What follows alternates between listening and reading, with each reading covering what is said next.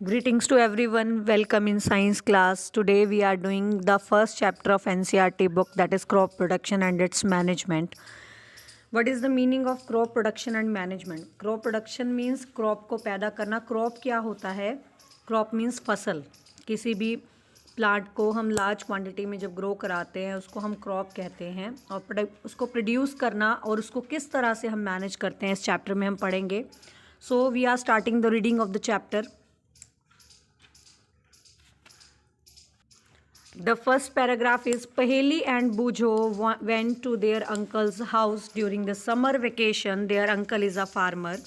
पहेली और बूझो अपने अंकल के घर पर गए ड्यूरिंग द समर वेकेशन, गर्मियों के दिनों में. There uncle is a farmer, उनके अंकल एक किसान हैं. One day they saw some tools like खुरपी, sickle, shovel, plough etcetera in the field.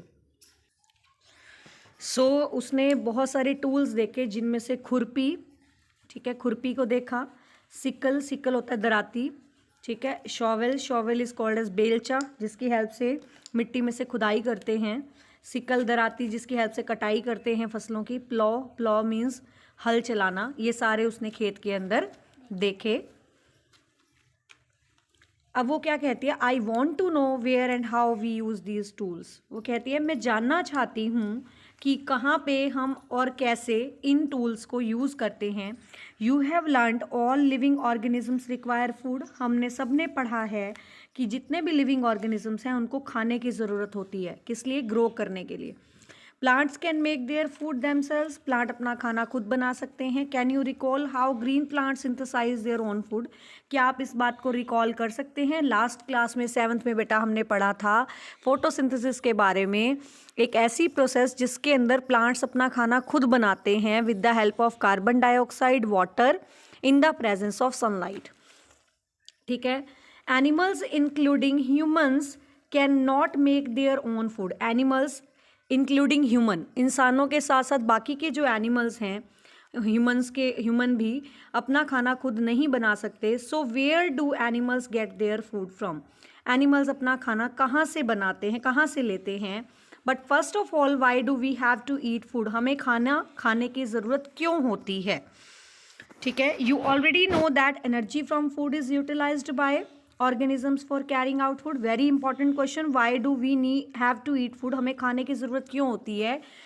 Because energy from food is utilised by organism for carrying out their various body functions. क्योंकि जो हमारे को energy चाहिए वो हमें कहाँ से मिलेगी? खाने से. उस एनर्जी का यूज़ हम कहाँ करते हैं? उस एनर्जी को हम यूज़ करते हैं, जितने भी ऑर्गेनिजम्स हैं उस एनर्जी को यूज़ करते हैं for carrying out their various body function. अपने बॉडी के फंक्शंस को कैरी आउट करने के लिए, जैसे कि डाइजेशन, बॉडी के अंदर फूड की डाइजेशन होना, रेस्पिरेशन, सांस लेना, एक्सक्रीशन, एक्सक्रीशन यानी बॉडी से वेस्ट को बाहर निकालना. तो ये सारी प्रोसेसेस जो हैं एनर्जी की, हम यूज़ करते हैं, एनर्जी को यूज़ करते हैं, फूड की एनर्जी को, by the organisms for carrying out various functions. ठीक है. So we get our food from plants और एनिमल्स और बोथ. तो हमें हमारा खाना कहाँ से मिलता है? प्लांट से भी मिलता है और एनिमल से भी मिलता है. तो क्वेश्चन का आंसर हम करेंगे such as digestion, respiration and excretion. ठीक है. Why do we have to eat food. Because energy from food is utilise. To get energy from food, ताकि हमें एनर्जी मिले. किस लिए एनर्जी मिले? That is used by organisms for carrying out their various body functions. ताकि body के बाकी functions को कैरी आउट किया जा सके, जैसे कि डाइजेशन, रेस्पिरेशन, एक्सक्रीशन वगैरह. ठीक है. नेक्स्ट इसके बाद हम डिस्कस कर रहे हैं since we all need food. हम सबको खाने की ज़रूरत होती है. How can we provide food to a large number of people in our country. हम सबको खाने की ज़रूरत है, बट खाना जो जितने भी लोग हमारे देश में रहते हैं उन सबको खाना कैसे पहुंचाया जाता है. Food has to be produced on a large scale. इसका मीनिंग खाना जो है उसकी ज़रूरत है बहुत लार्ज स्केल पे प्रोड्यूस करने की. खाने को बहुत ज़्यादा अमाउंट में प्रोड्यूस करना पड़ेगा, तभी तो सब लोगों को खाना मिलेगा. In order to provide food for large population, regular production, proper management and distribution is necessary. ताकि सब लोगों को खाना प्रोवाइड किया जा सके for large population, regular production, regular यानी टाइम टू टाइम प्रोड्यूस करना, बना उसको पैदा करना, प्रॉपर मैनेजमेंट उसको मैनेज करना, एंड डिस्ट्रीब्यूशन, डिस्ट्रीब्यूशन मतलब फैलाना, उसको जगह जगह डिस्ट्रीब्यूट करना, पहुंचाना इज़ नेसेसरी, बहुत ज़रूरी है सब लोगों को खाना प्रोवाइड कराने के लिए। नेक्स्ट आता है हमारे पास एग्रीकल्चरल प्रैक्टिसेस। एग्रीकल्चरल प्रैक्टिसेस क्या होती हैं? Till 10,000 BCE, 10,000 BCE, 10,000 BCE means the before Christ जो टाइम था, people were nomadic. 10,000 before Christ के पैदा होने से पहले, 10,000 साल पहले जो लोग थे वो नोमेडिक थे। नोमेडिक मीन्स घूमने वाले थे। They were wandering in groups from place to place, मतलब वो घुमक्कड़ थे, एक जगह से दूसरी जगह ट्रैवल करते थे, उनका रहने का कोई जगह पर्टिकुलर नहीं थी, वो घूमते रहते थे ग्रुप्स में एक जगह से दूसरी जगह, in search of food and shelter, खाने और रहने की तलाश में। दे एट रॉ फ्रूट्स, वो कच्चे फ्रूट खाते थे और वेजिटेबल्स खाते थे, एंड स्टार्टेड हंटिंग एनिमल्स, और एनिमल्स का शिकार किया करते थे खाने के लिए। Later they could cultivate land, बाद में उन्होंने लैंड को कल्टिवेट करना शुरू किया, लैंड को के अंदर फसल को उगाना शुरू किया, एंड प्रोड्यूस राइस, फिर उन्होंने चावल उगाए, गेहूं उगाई, एंड अदर फूड क्रॉप्स को ग्रो कराया। दस वाज बोर्न एग्रीकल्चर, वहीं से एग्रीकल्चर की शुरुआत हुई। When plants of the same kind are cultivated at one place on a large scale, it is called a crop. So definition आ जाती है यहाँ पे, define crop, ठीक है, ये आपके पास क्वेश्चन आ जाएगा, define crop, आप अपनी नोटबुक पे राइट करेंगे साथ साथ crop क्या होती है, आंसर मार्क करेंगे। when plants of same kind are cultivated at one place, जब एक ही तरह के प्लांट्स को एक ही जगह पर बहुत लार्ज क्वांटिटी में उगाया जाता है, on a large scale, is called a crop, उसको हम क्रॉप का नाम देते हैं। For example, crop of wheat, गेहूं की फसल, means that all plants grown in the field are that of wheat, यानी जितने भी खेत के अंदर या फील्ड के अंदर प्लांट्स उगाए जाते हैं वो सारे क्या हैं। अगर हमने बोला क्रॉप व्हीट की है तो सभी प्लांट्स व्हीट के ही उगेंगे, अगर बोला क्रॉप राइस की है तो सभी प्लांट्स उस एरिया में किसके उगेंगे, राइस के, खेत के अंदर, ठीक है। So this is called as crop. Next आता है इसके बाद, you already know that the crops are of different types like cereals, vegetables and fruits.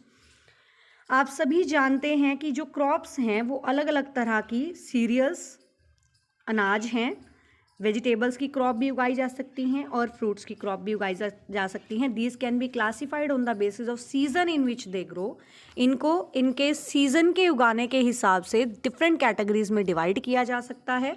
India is a vast country, India बहुत बड़ा देश है। The climatic conditions like temperature, humidity and rainfall vary from one region to another. यहाँ पर climatic condition जैसे कि temperature, humidity यानी नमी, रेनफॉल यानी बारिश, ये सब एक जगह से दूसरी जगह अलग अलग होते हैं।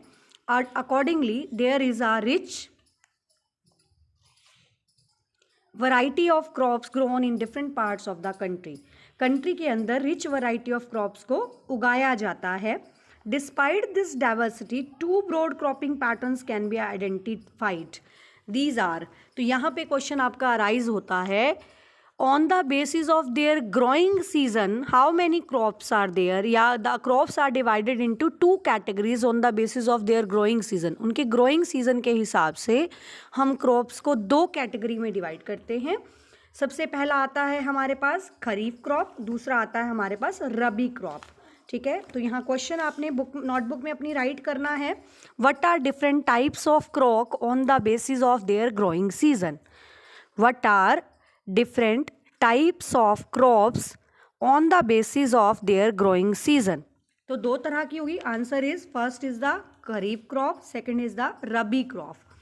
खरीफ क्रॉप क्या होती हैं? The crops which are sown in the rainy season, जो बारिश के दिनों में उगाई जाती हैं, they are called as kharif crops, ठीक है। The crops which are grown in the rainy season, जिनको हम बारिश के दिनों में उगाते हैं, that is from June to September, जून से सितंबर के महीने में जिनको हम उगाते हैं उन क्रॉप्स को हम खरीफ क्रॉप कहते हैं। फॉर एग्जाम्पल पैडी, मेज़, सोयाबीन, ग्राउंडनट, कॉटन, ठीक है। पैडी मीन्स चावल, मेज़ मक्की, सोयाबीन, ठीक है, दालें होती हैं, ग्राउंडनट मूंगफली, कॉटन, कॉटन मीन्स जो कॉटन आप यूज़ करते हैं, ये सारी क्रॉप्स जून से सितंबर में उगाई जाती हैं और नवंबर में, अक्टूबर नवंबर में इनको कट किया जाता है। इन क्रॉप्स को हम बोलते हैं खरीफ क्रॉप्स। सेकंड हमारे पास आता है the crops grown in the winter season, जो क्रॉप्स सर्दियों में उगाते हैं यानी अक्टूबर नवंबर से लेके मार्च तक जो ग्रो होती हैं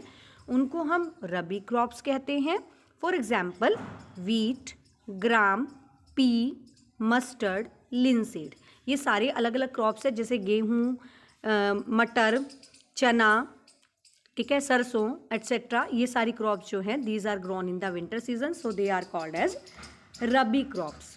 नेक्स्ट इसके बाद हमारे पास आता है besides these pulses and vegetables are growing during summer at many places, जो समर के अंदर बहुत सारी पल्सेस और वेजिटेबल्स को ग्रो कराया जाता है बहुत सारे प्लेसेस पे। Basic practices of crop production, next हम डिस्कस करने वाले हैं प्रैक्टिसेस कौन कौन सी यूज़ करते हैं हम क्रॉप प्रोडक्शन में।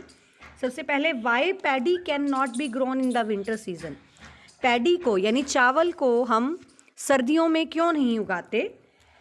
आंसर क्या आ जाएगा, paddy requires a lot of water, paddy को बहुत सारे पानी की ज़रूरत होती है, so it is grown only in the rainy season, इसलिए इसको हम हमेशा बारिश में उगाते हैं। नेक्स्ट आता है cultivation of crops involves several activities, cultivation में कुछ एक्टिविटीज़ को यूज़ किया जाता है अंडरटेकन बाय फार्मर, जो फार्मर कुछ एक्टिविटीज़ यूज़ करते हैं over a period of time. You may find that these activities are similar to those carried out by gardener और even by you when you grow ornamental plants in your house. ये activities उनके जैसी होती हैं जो garden में एक माली करता है या फिर आप अपने घर में कोई ऑर्नामेंटल ट्री या प्लांट लगाते हैं। These activities or tasks are referred to as agricultural practices. So the practices which are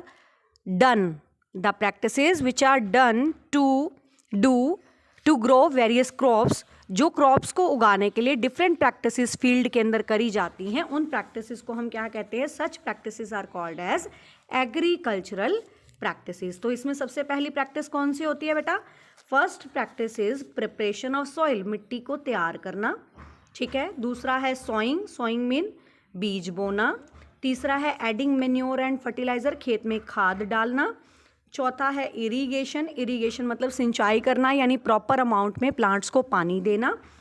पांचवा है प्रोटेक्टिंग फ्रॉम वीड्स, वीड्स से, वीड्स क्या होते हैं, अनवांटेड प्लांट्स, अनवांटेड प्लांट्स या खरपतवार से बचाना प्लांट्स को। अगला है हार्वेस्टिंग, अब जब प्लांट्स ग्रो हो गए अच्छे से उनकी कटाई करना। और लास्ट हमारे पास आती है स्टोरेज, स्टोरेज मीन्स अब प्लांट्स से हमने जो ग्रेन्स को अलग कर लिया है, अनाज को अलग कर लिया है, उसको स्टोर करना। तो these are the agricultural practices, you have to write in your notebook what are agricultural practices, names different agricultural practice. तो एग्रीकल्चरल प्रैक्टिस क्या होती हैं, the practices done by a farmer in the field to grow various crops, crops को उगाने के लिए जो practices करी जाती हैं उनको हम एग्रीकल्चरल प्रैक्टिसेस कहते हैं। ठीक है बेटा, आज के लिए इतना ही, नेक्स्ट हम करेंगे नेक्स्ट वीडियो में। Till then have a nice day.